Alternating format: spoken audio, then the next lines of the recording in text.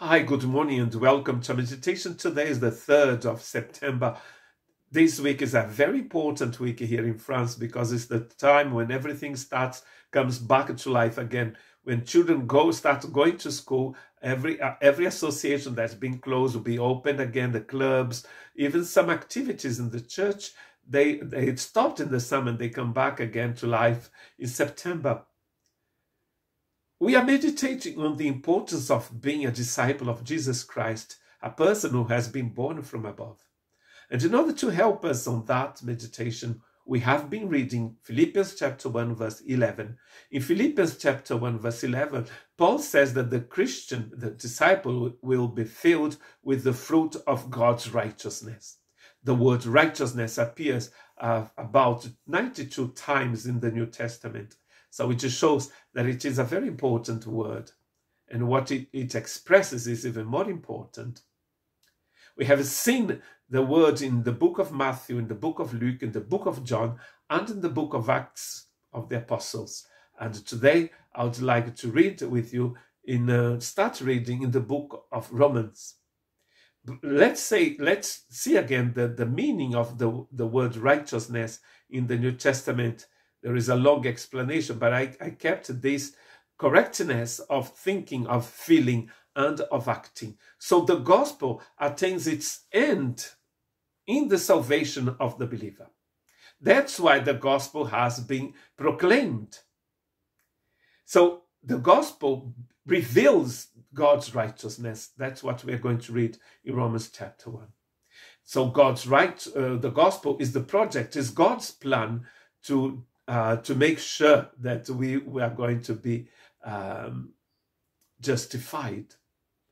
We are going to be transformed into God's image, and we are going to be able to think, to feel, and to act like Him. This insight on God's righteousness is very, very important. And what is the part that you have to play in this project? Romans chapter 1 is going to explain that it is by faith. Paul says in Ephesians chapter 2 that faith is also a present that comes from God.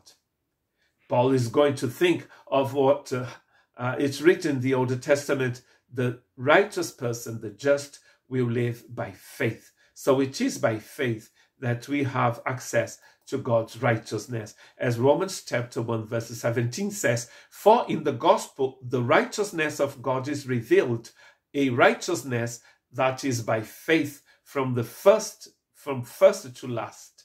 Just as it's written, the righteous will live by faith. It is by faith that we live.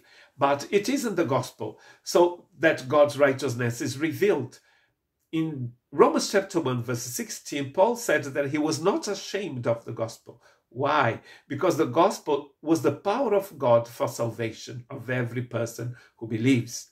And then he's saying, verse 17, for it is in the gospel that God's righteousness is revealed. It is through the gospel that we understand that God is a righteous God. It is also through the gospel that we understand that there is no other way but by Jesus that we can become righteous before God. And that is extremely important to understand.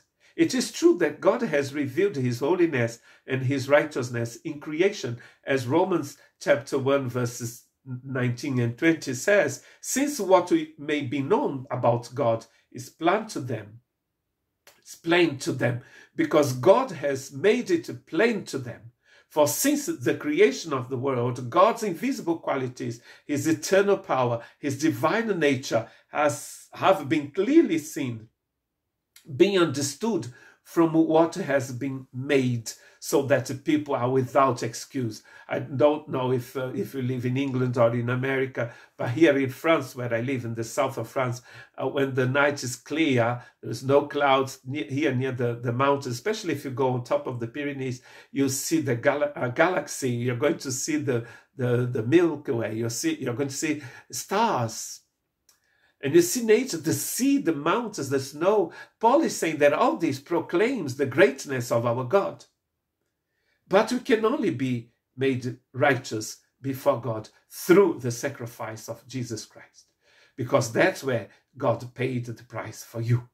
Romans chapter 3, verses 24 and to 26. And all are justified freely by grace through the redemption that came by Christ Jesus.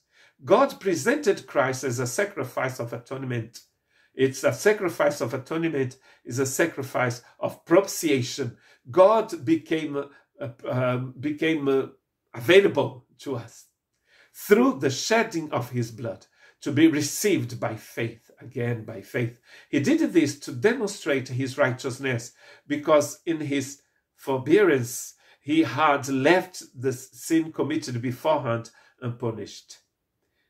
He did it to demonstrate his righteousness at the present time, so as to be just and the one who justifies those who have faith in Jesus Christ.